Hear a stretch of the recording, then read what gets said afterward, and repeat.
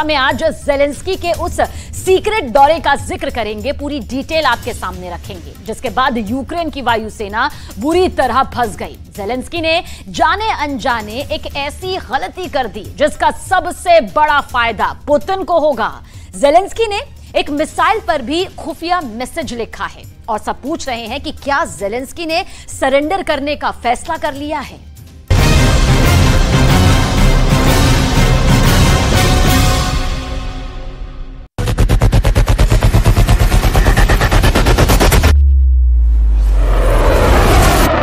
तीन मिनट के एक वीडियो में ज़ेलेंस्की ने अपनी पूरी ताकत दिखा दी है। इस वीडियो में ज़ेलेंस्की ने उस मिसाइल पर युद्ध वाली चिट्ठी लिखी है जिसे नेटो ने खास तौर पर यूक्रेन को तोहफे में दिया है। इस मिसाइल के टारगेट पर पुतिन है और ज़ेलेंस्की ने जो इस पर लिखा है वो पूरी दुनिया में वायरल हो रहा है।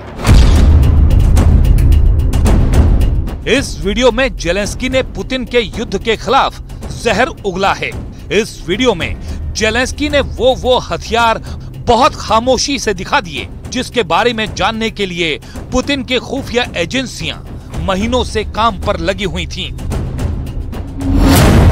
इस वीडियो में अमेरिका का दिया हुआ पैट्रियट एयर डिफेंस सिस्टम भी दिखाया गया।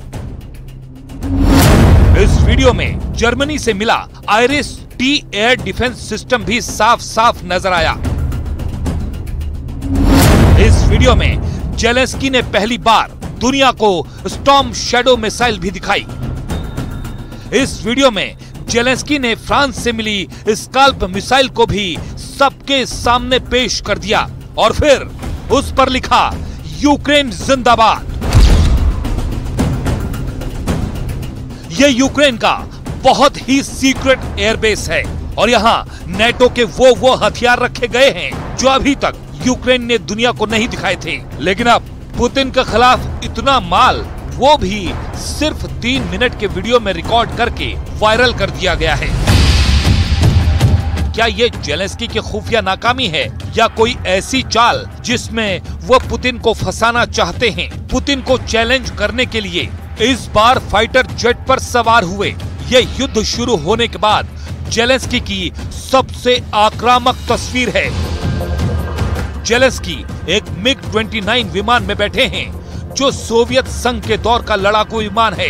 इस तरह ज़ेलेंस्की बता रहे हैं कि वो रूस को उसी के बनाए गए हथियारों से हरा कर दिखाएंगे।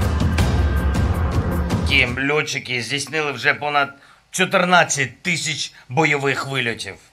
І попри все, наші воїни збили понад 3,5 тисячі різних повітряних цілей, літаків та вертольотів окупанта, їхні ракети і ще понад 2 тисячі ударних дронів. यूक्रेन का दावा है कि वो अब तक रूस के 315 फाइटर जेट मारकर गिरा चुका है। ज़ेलेंस्की का दावा है कि वो रूस के 311 हेलीकॉप्टर को खत्म कर चुके हैं। रूस के 4000 से ज्यादा ड्रोन खत्म करने का दावा किया जा रहा है। रूस की 1300 से ज्यादा क्रूज मिसाइल गिराने की बात हो रही है। ये आंकड़े ज़ेलेंस्की के हैं और ये पुतिन को बेइज्जत करने के लिए रोज जारी किए जाते हैं। Сподівались знищити нашу авіацію, нашу протиповітряну оборону. ज़ेलेंस्की का इस सीक्रेट एयरबेस का दौरा एक बड़े मकसद के साथ दुनिया भर में टीवी पर दिखाया जा रहा है। ज़ेलेंस्की के मकसद को यहाँ बहुत ही बारीकी से समझने की जरूरत है। ज़ेलेंस्की ने यहाँ क्या क्या देखा और क्या क्या दिखाया उसकी एक लिस्ट तैयार की गई है और इस लिस्ट में उन हथियारों की सबसे खतरनाक बात भी शामिल की गई है।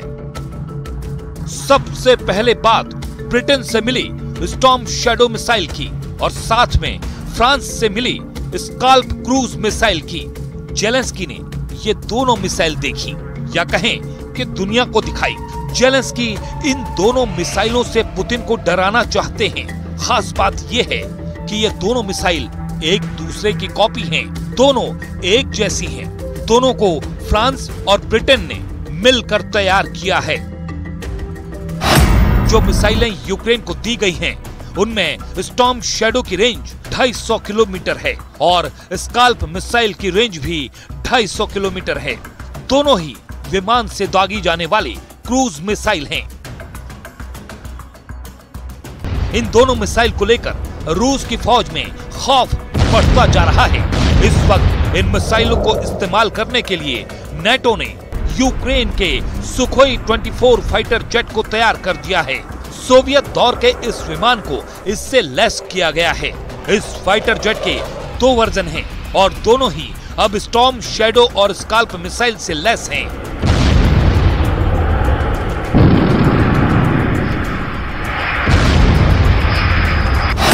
यूक्रेन का सुखोई 24 विमान टारगेट से 250 किलोमीटर दूर स्टॉर्म शैडो या फिर स्काल्प मिसाइल को लॉन्च करता है। उसके बाद ये मिसाइल अपने पहले से तय फ्लाइट पाथ पर उड़ते हुए टारगेट के करीब पहुंचती है और हमले से ऐन पहले ये दोनों मिसाइल एक ऊंचाई तक जाती हैं और फिर डाइव करके अपने टारगेट पर हिट करती हैं। यानी कि टारगेट से 250 किलोमीटर दूर रहकर यूक्रेन की एयरफोर्स रूस के ठिकानों पर वार करती है। ऐसा जेलेंस्की की एयरफोर्स अब लगातार कर रही है और जो नुकसान पुतिन को हो रहा है उसके वीडियो और तस्वीरें भी जारी की जा रही हैं।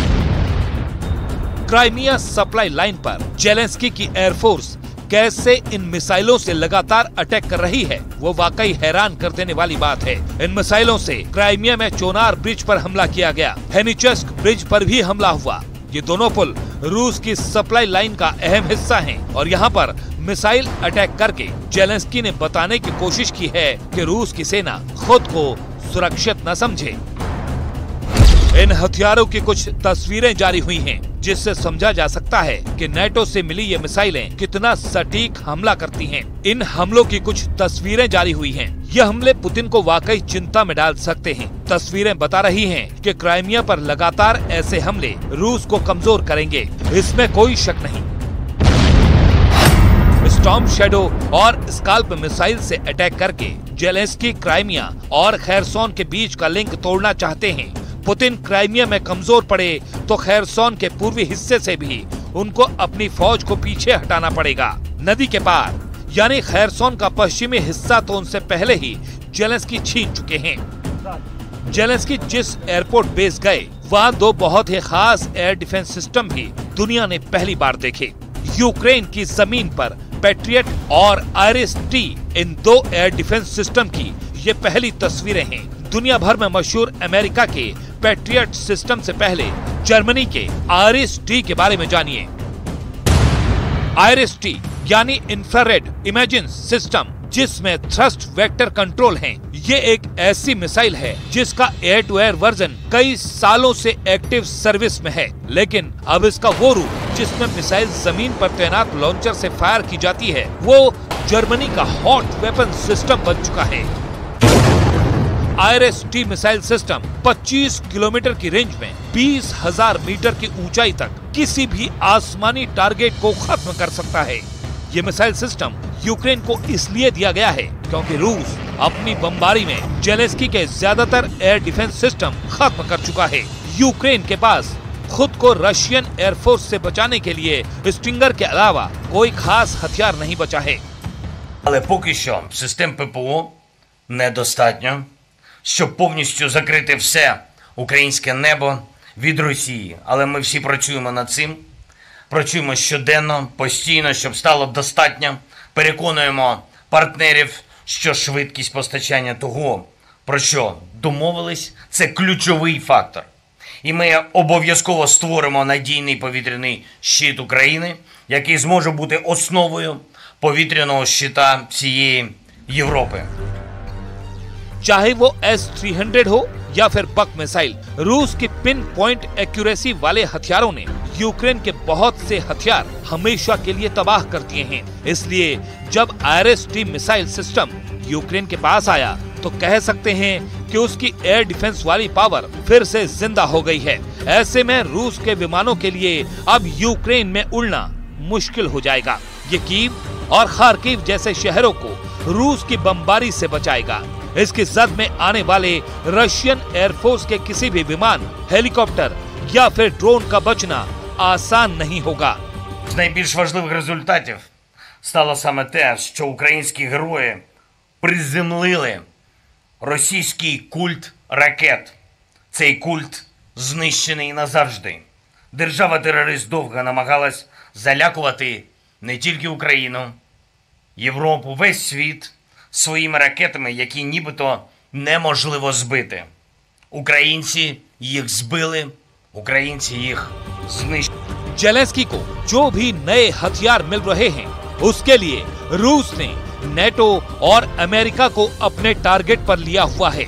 अगस्त में ही पुतिन ने स्टॉर्म शैडो के कई गोदाम उड़ा दिए हैं। हालांकि इसमें जेलेंस्की को कितना नुकसान हुआ यह अभी साफ नहीं है, लेकिन जेलेंस्की सिर्फ डिफेंसिव हथियारों के बलबूते युद्ध नहीं लड़ना चाहते। जेलेंस्की आक्रामक होना चाहते हैं और काउंटर अटैक वाले अभियान के साथ वो अपने तेवर बहुत पहले साफ कर चुके हैं। जेलेंस्की के इन तेवरों का एक बड़ा हिस्सा अमेरिका का फाइटर जेट F-16 है, जिसकी अभी तक डिलीवरी डेट फाइनल नहीं हुई है। लेकिन जेलेंस्की का हौसला इस विमान को लेकर 7वें आसमान पर अभी से पहुंचा हुआ है। І вже тільки питання часу, коли в українському небі будуть F-16, які дадуть ще більше сили нашому захисту. Українські повітряні сили вже стали наймогутнішими за всі роки існування, а стануть ще потужнішими. लगातार कयास लगाए जा रहे हैं कि अमेरिका का बनाया गया ये लड़ाकू विमान बहुत जल्दी यूक्रेन को मिल सकता है, लेकिन अंदर की खबर जेलेंस्की को बेचैन कर सकती है। F-16 का कांटा लगातार पॉजिटिव और नेगेटिव के बीच घूम रहा है। कभी जेलेंस्की को लगता है F-16 आएगा, तो कभी जेलेंस्की को एहसास होता है कि F-16 के नाम पर बहुत बड़ा मजाक हो गया है, क्योंकि इसकी डिलीवरी डेट 2024 तक पहुंच जाती है। ऐसे में F-16 के स्टेटस की सच्चाई क्या है, इसके कांटे पर पूरी दुनिया की नजर है। फिलहाल पुतिन और जेलेंस्की दोनों एक दूसरे को अगस्त के महीने में ज्यादा से ज्यादा नुकसान पहुंचाना चाहते हैं। पुतिन इसलिए भी जल्दी में हैं, क्योंकि काउंटर अटैक को कामयाब बनाने के लिए बाइडन और उनके साथियों ने अपने हथियार के गोदाम पूरी तरह खोल दिए हैं। और इस वक्त